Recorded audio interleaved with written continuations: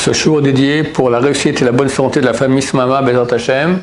Le paracha de la semaine prochaine, ici en Israël, c'est Emor, et à l'étranger, c'est Kedoshim. On va plus parler de Kedoshim vu que 2 tiers à 3 quarts de nos auditeurs habitent à l'étranger.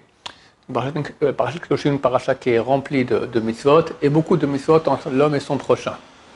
Notamment, ne pas se venger, aimer son prochain, ne pas le haïr, et une mitzvah dont on va parler aussi, qui est celle de Betzedek Tishpot Amitecha. Littéralement, c'est tu jugeras ton prochain avec justice. Mais en fait, c'est pas du tout ça.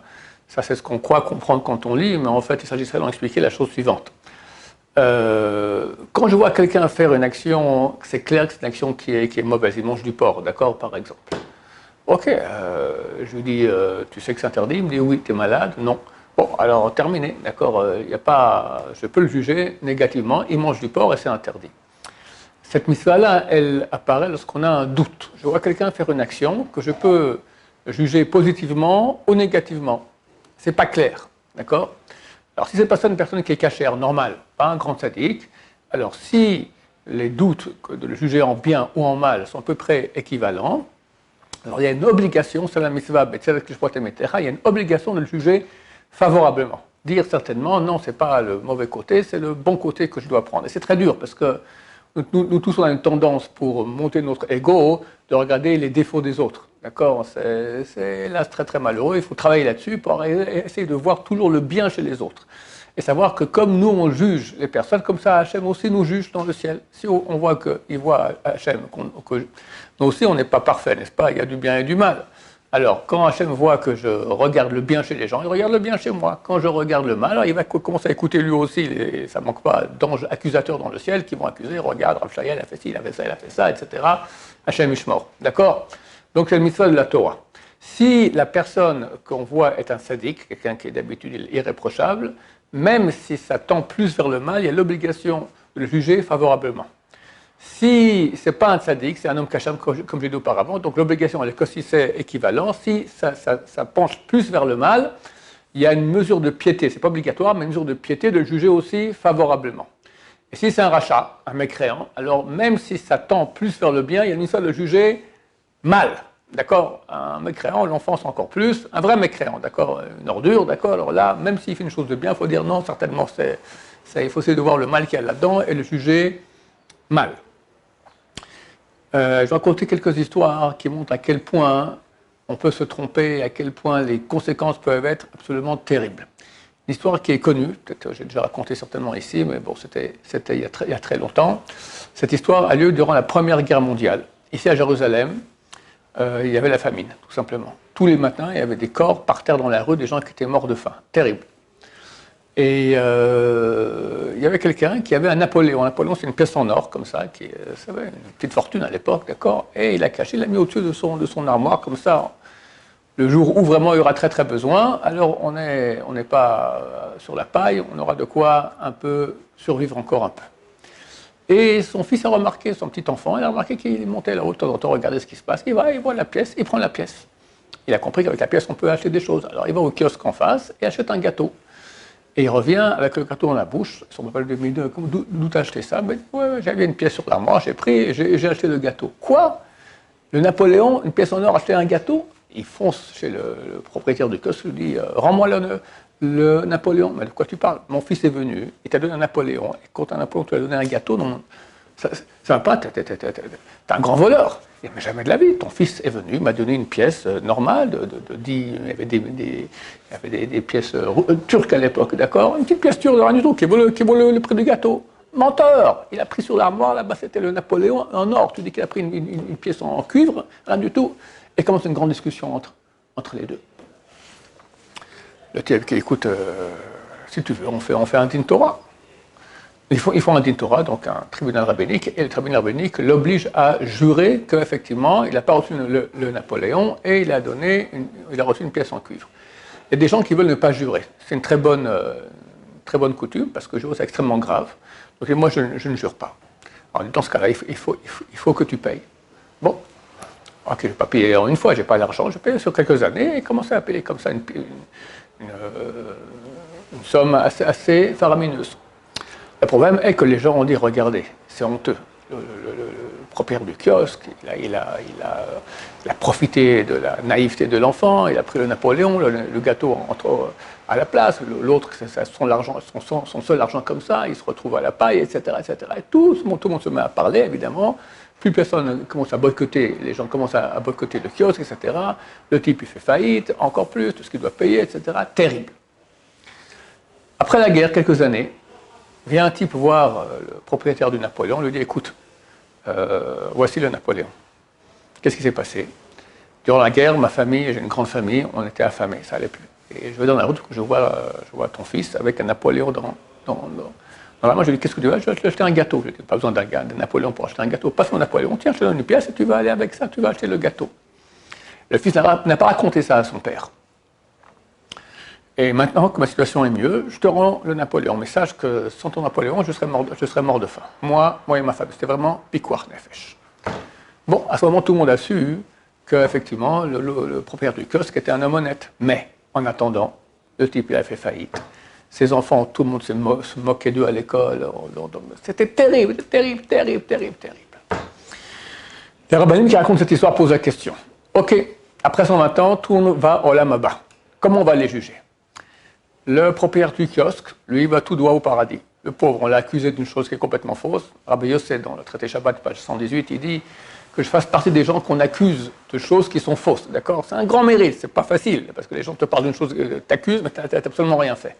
Il aura le grand mérite, il va tout droit au Gan Eden, au paradis. Le gosse, c'est un gosse, qu'est-ce qu'on peut faire avec lui? D'accord? Le propriétaire du Napoléon, lui c'est normal qu'il a fait ce qu'il a fait, il a fait un din Torah, et le din Torah a tranché comme il fallait, les rabbanim aussi, ils ont tranché d'après la Torah. Qui reste que le voleur? Le voleur, lui, ok, alors il a volé.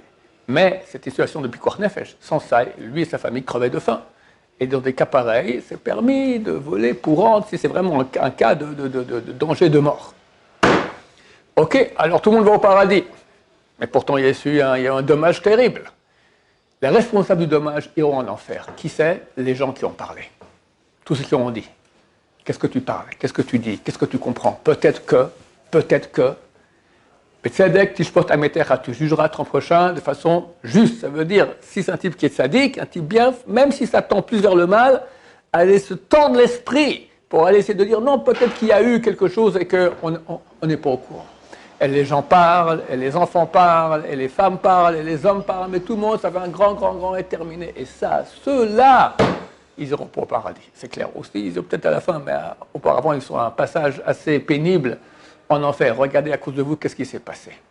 Voyez donc à quel point, chers amis, on doit faire attention à ce qu'on sort de notre bouche, et surtout dans la tête, commencer à juger favorablement. Encore une histoire de ce genre-là, terrible. Il raconte le Rav Karlstein. Le Rav Karlstein, Rouven Elissur Karlstein, raconte que lui, il priait à Lederman. Lederman, c'est la synagogue où priait le Rav Chaim Kanevski et son père aussi, le Stipler, Shneim, les deux, Zechet Tzadikim Livracha. En fait, il y avait deux minyanim là, il y avait le grand minyan normal, puis il y avait un petit minyan dans une petite chambre à côté pour ceux qui priaient un peu plus tôt ou un peu plus tard, d'accord? Et le Rav Karlstein qui raconte l'histoire, il priait là-bas. Et ils étaient exactement 10 personnes. Bon, ils font la Hamida, ils finissent, et pour faire la Chazara, il faut que les 10 personnes soient présentes. Et il compte, il voit qu'il n'y a que 9. Il y en a un qui est sorti. Mais il est où? On va par la fenêtre, il est sorti il y a un petit jardin là-bas, et dans le jardin. Je lui dis, viens. Non, je ne peux pas, je viens pas. Mais comment? On a besoin de toi, tu es le 10e, j'ai besoin d'air.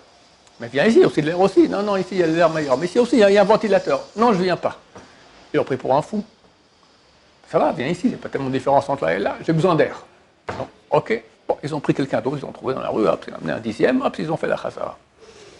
Le type qui avait besoin d'air, il demande après la prière, appelez ma femme, je me sens pas bien. Et chers amis, quelques heures plus tard, il est mort d'une crise cardiaque. Le Rav Karlstein qui raconte l'histoire était présent et dit, mais nous tous, quand on a réfléchi, on a dit, mais il est malade celui-là, complètement dingue, qu'est-ce qui lui arrive? Bien, c'est pas grave, d'accord? Et il est mort le pauvre.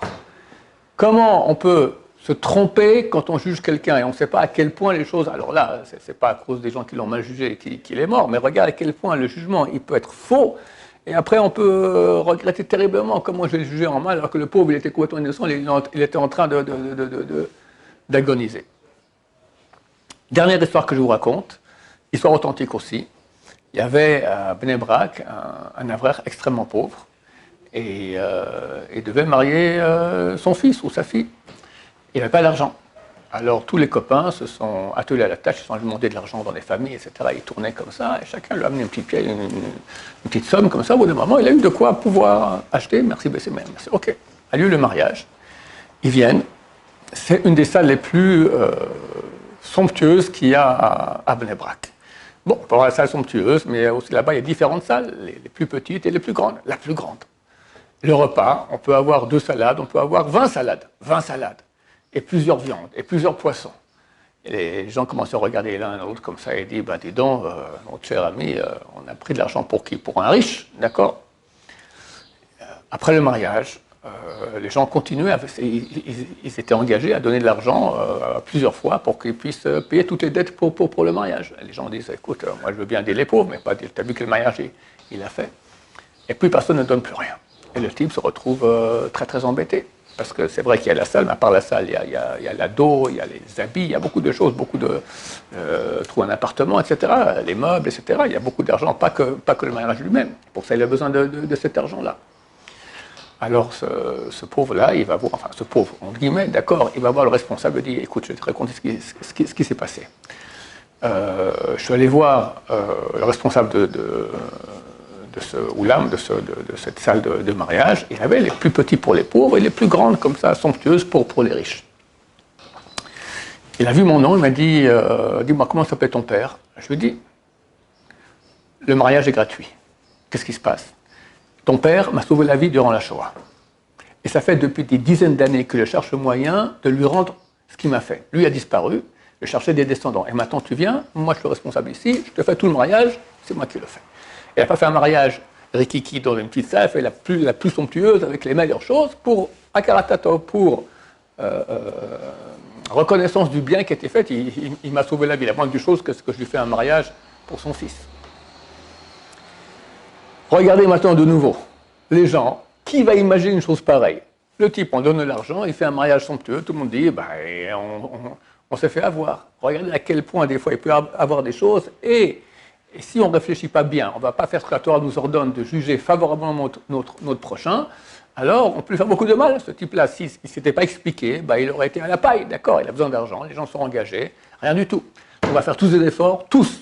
C'est clair qu'on a beaucoup de travail à faire là-dessus, dans ce sens-là de juger de façon préférable, de façon positive notre prochain, et ainsi Dieu aura pitié de nous aussi, il verra qu'on est unis, qu'on s'aime, et amènera la Géoula, Bekarov Baruch, Adonai, l'Olam, Amen, Amen.